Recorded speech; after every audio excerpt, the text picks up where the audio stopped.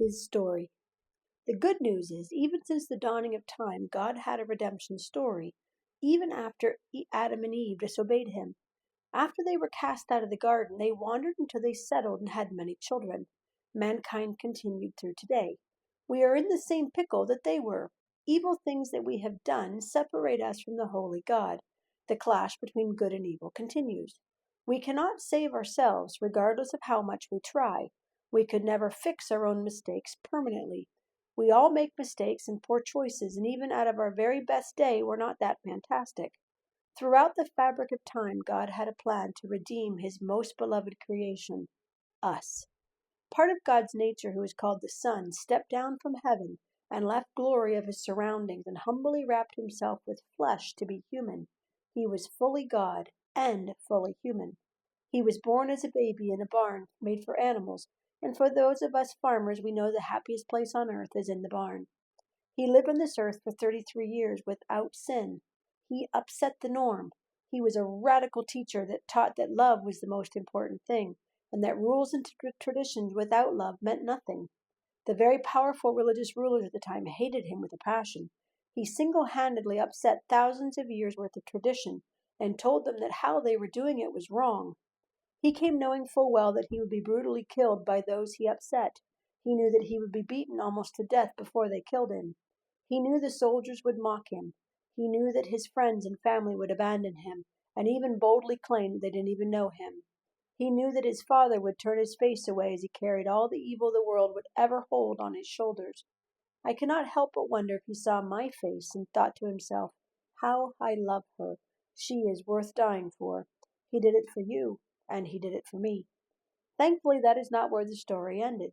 You see, after he died, he went to the stronghold of Satan's gates and took the keys. If you give a key to someone, they have permission to go into your house. If someone has the key, even the police will not stop you.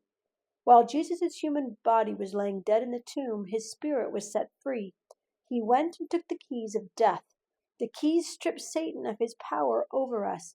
Satan the accuser has no longer the right to stand before God and accuse us, because Jesus' blood paid the price for us. More on the purpose of Jesus' blood sacrifice soon.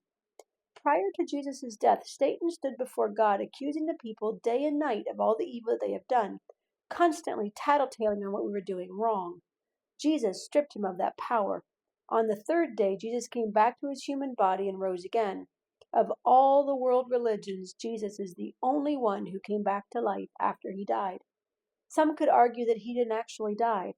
The Roman legionnaires that were in charge of his crucifixion handled death every day, as crucifixion was a normal part of their mission. There were even special regiments specifically chosen to carry out some orders.